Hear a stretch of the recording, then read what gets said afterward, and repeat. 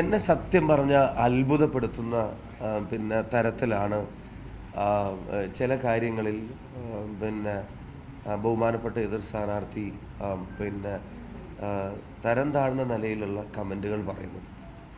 ഞാൻ ആ ഇൻ്റർവ്യൂവിൻ്റെ ഒരു അംശം ഞാനും കണ്ടിരുന്നു. ഇത് ഇവിടെ കൂടിയിരിക്കുന്ന മുഴുവൻ ആളുകളുടെ മുന്നിലാണ് ഞാൻ ഇന്നലെ ഈ വിഷയത്തെ സംബന്ധിച്ച് സംസാരിക്കുന്നത്. ഞാൻ അതിൻ്റെ സ്ക്രീൻഷോട്ട് നിങ്ങളെ കാണിച്ചിട്ട് ഇവിടെ നിങ്ങൾ ഉൾപ്പെടെയുള്ള ആളുകൾക്ക് അറിയാം അതൊരു വ്യാജമായ നിർമ്മിതിയാണെന്നുള്ളത്. അത്തരമൊരു ഗ്രൂപ്പോ അത്തരമൊരു മെസ്സേജോ ഇല്ല എന്നുള്ളതും അത് തെരഞ്ഞെടുപ്പിൻ്റെ അവസാന മണിക്കൂറുകളിൽ വ്യക്തിപരമായി എന്നെ പിൻ പോയിൻ്റ് ചെയ്ത് അറ്റാക്ക് ചെയ്യാൻ വേണ്ടി സൃഷ്ടിക്കപ്പെട്ടതാണെന്നുള്ളത് ആ കുട്ടി പറയപ്പെടുന്ന കുട്ടി ഉൾപ്പെടെ വന്ന് അതിൻ്റെ മുഴുവൻ തെളിവുകളും വന്ന് ഇവിടെ പത്രസമ്മേളനം നടത്തി. ഞാൻ ഇന്നലെ അങ്ങനെ പറഞ്ഞു. ഈ പോസ്റ്റിട്ട പലരും അത് മുക്കിക്കൊണ്ട് ഓടി.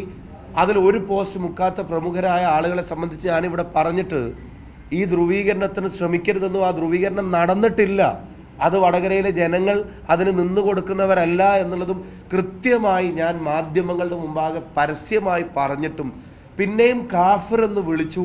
അതിൽ ഞാൻ മൗനം പാലിച്ചു.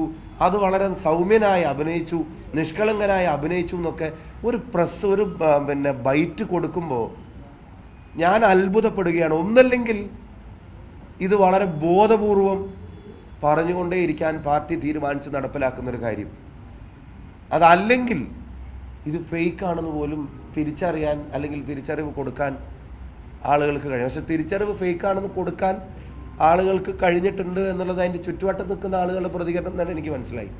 ഈ പോസ്റ്റ് ഇട്ട് അത് ഡിലീറ്റ് ചെയ്ത ആളുകളെ പിന്നെ ഇതെന്ന് തന്നെ എനിക്ക് മനസ്സിലായി. അപ്പോൾ എന്തിനാണ് ഇങ്ങനെ ഇല്ലാ കഥകൾ മാത്രം പറഞ്ഞുകൊണ്ടിരിക്കുന്നത്? എന്തിനാണ് തെരഞ്ഞെടുപ്പിൽ വികസനവും തെരഞ്ഞെടുപ്പിൽ CAAയും തെരഞ്ഞെടുപ്പിൽ രാഷ്ട്രീയവും ഈ കാര്യങ്ങളൊന്നും ചർച്ച ചെയ്യാൻ അനുവദിക്കുന്നില്ല എന്നൊക്കെ പണ്ട് ഇതിൻ്റെ തുടക്കഘട്ടത്തിൽ പറഞ്ഞിട്ട് ഇപ്പോൾ അവസാനം ഇല്ലാത്ത സ്ക്രീൻഷോട്ടിനെ സംബന്ധിച്ച് എനിക്കെതിരെ ഉണ്ടാക്കിയൊരു സ്ക്രീൻഷോട്ടിനെ സംബന്ധിച്ച് ഞാൻ അതിനെ തള്ളി പറഞ്ഞിട്ടില്ല എന്നുകൊണ്ട് പത്രസമ്മേളനം നടത്താമെന്ന് പറഞ്ഞാൽ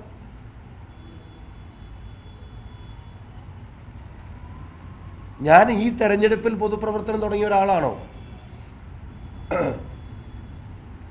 ഞാൻ എവിടെയാണ് എൻ്റെ പൊതുജീവിതത്തിൽ, നിങ്ങൾക്ക് എവിടെയാണ് എന്നെ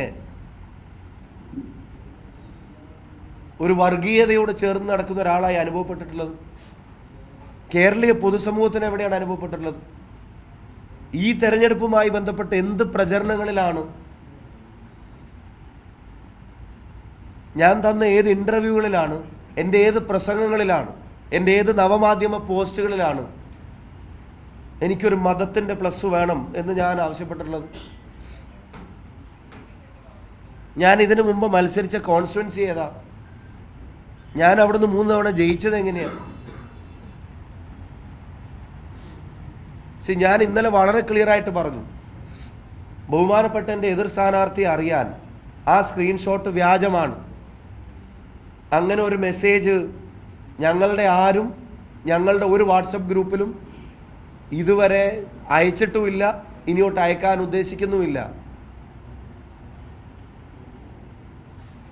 ആരെയും രാഷ്ട്രീയത്തിൽ കാഫിർ എന്ന് വിളിച്ച് വോട്ടിന് അർഹരല്ല എന്ന് പറയുന്നവരുടെ പട്ടികയിലേക്ക് ഒരു കാലത്തും കടന്നു വരാൻ ആഗ്രഹിക്കുന്നുമില്ല.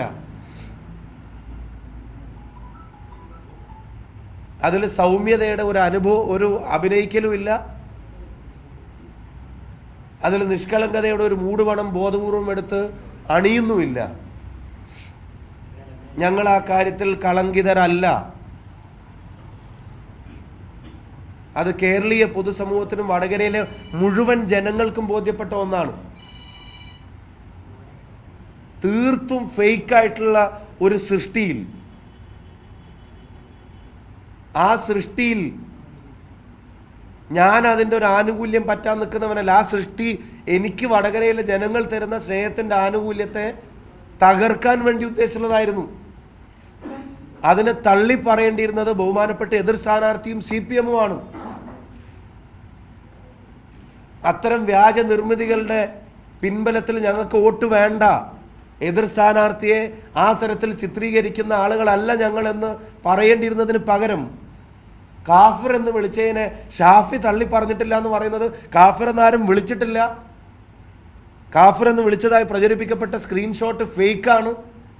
അത് കേരളത്തിലെയും വടകരയിലെയും മൊത്തം ജനങ്ങൾക്കും ബോധ്യപ്പെടുകയും ചെയ്തിട്ടും അതിനെ ഞാൻ തള്ളി പറയുന്നില്ല എന്ന് പറയുന്നതിൻ്റെ ലോജിക്ക് എന്താ?